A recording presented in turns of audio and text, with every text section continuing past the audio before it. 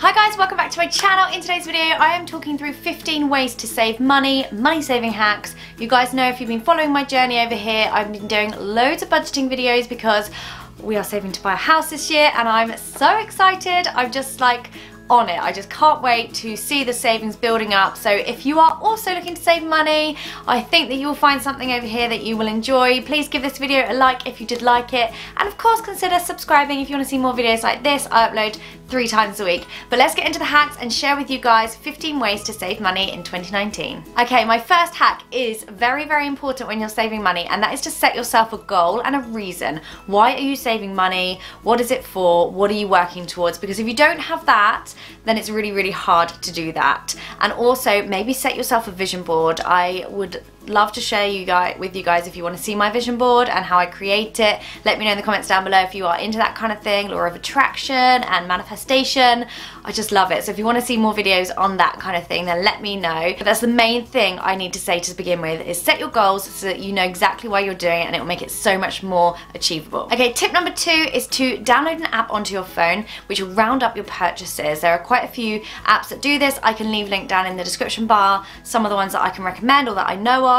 And basically if you're going for a coffee and it costs you £2.40, it's going to round that up to £3 or maybe £2.50, and that extra money is going to be saved into the account for you, and then at the end of the month you should have at least £50 extra from all the little things that you're buying online. Tip number 3 is to pay yourself first. So just like you would do your tax before you get paid, you need to be taking out a percentage of your earnings into a different bank account and putting it there and not even looking at it again. This way it will just really be building up without you actually knowing. So it's going to be a percentage of your wages on the day that you get paid. You don't think about it, and at the end of the month you can see this lovely big amount into your account that you just haven't even missed because you didn't even have it in the first place to spend. Tip number 4 is to use cashback sites. I use Quidco. I can leave a link in the description which will give you, I think, a £10 startup fee if you, or like credit on your account if you want to set up an account. I think I get a £10 too, maybe £5. I'm not quite sure how it works, but I just use it all the time now if I'm buying things online.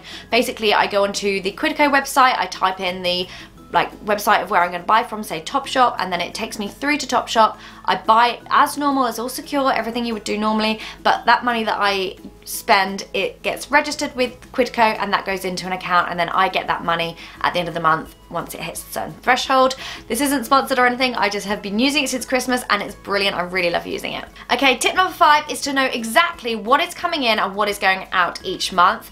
I think there's a stat, I'm not sure what it is, but the most wealthy people in the world know exactly where their finances are. They know what's come in, how much to spend, and what is going out, and you should be no different. It's definitely a way of keeping track of your finances to an infinite detail and make sure you know exactly what's happening within your accounts, and it just helps save money because you know exactly what you're spending your money on. Tip number 6 is to only use cash. So I'm talking no purchase on your cards. If you're in a restaurant and you're putting it on your card, you don't really look, you just put the number in. If you're in a store, you just put your number into the pin pad, but this way you actually feel like you're spending money, like physical money. If you're putting over like £50 to buy something, that's a lot of money, whereas we just feel like if it's just a card, you don't really think of it as money. So use cash only, and also don't borrow money, because that is just, unless it's something that you absolutely need, it's money that you could be saving. Okay, tip number 7 is to go to the library. They even do audiobooks. This can save you 10, 15, 20 pounds a month depending on what you spend on audiobooks, Audible, on library, books from Amazon.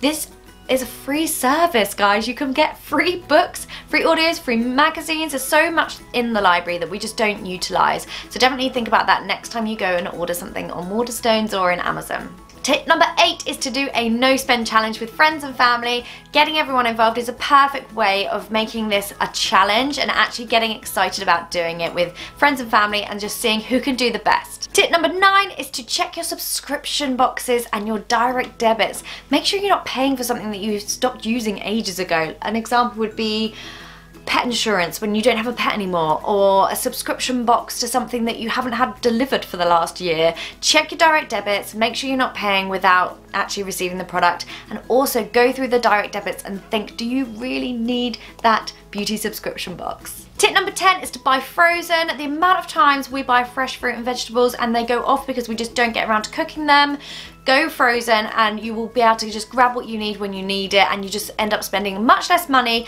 and wasting a lot less food, which is great for the environment as well. Tip number 11, if you can, is to travel off peak. If you don't have children and you're not governed by children's holidays from school, to travel off peak is just a really good way of saving money. There's also an amazing website which I've been looking at recently called Jack's Flight Club, I think. I'll leave it linked down below. It basically scours the internet and it finds you the best, cheapest flights for off-peak, generally flights, say to New York, to New Zealand, to wherever you want to go, and it will list the cheapest flight. And I've been seeing like flights to New Zealand for £300. It's just insane. Go over and check them out. I will leave the link down below. And you may have to travel without school holidays, but sometimes if it's a week, maybe like 4 days out of school at the end of term, the children are not learning anything anyway. The amount of times I've gone to the school around Christmas and they're watching a film or something.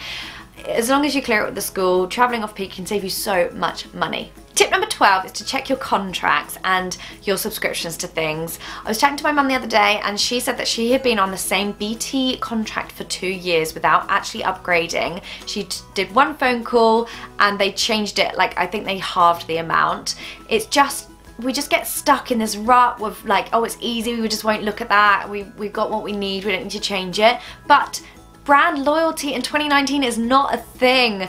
The brands don't give you money or save you money for being loyal to them, so you need to be savvy. Check on places like Compare the Market and lots of other lots of comparison sites like that. Martin's Money Saver one's a good one to make sure you're getting the best deal. Tip number 13 is to meal plan. I know I bang on about this all the time, and I've actually got loads of meal planning and healthy meal recipe ideas on my channel, so if you want to see that, I can leave the playlist down in the description bar for you. But meal planning saves so much money, honestly. You don't have to go in and do those midweek shops and spend £50 every time you pop in for milk.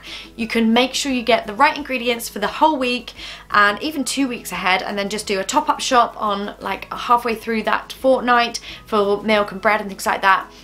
But make sure you're just not spending more money when you do go in to do the top-up shop. But to meal plan just means you have all the ingredients there ready for you without having to run out of food or think on your feet of what to cook for that evening.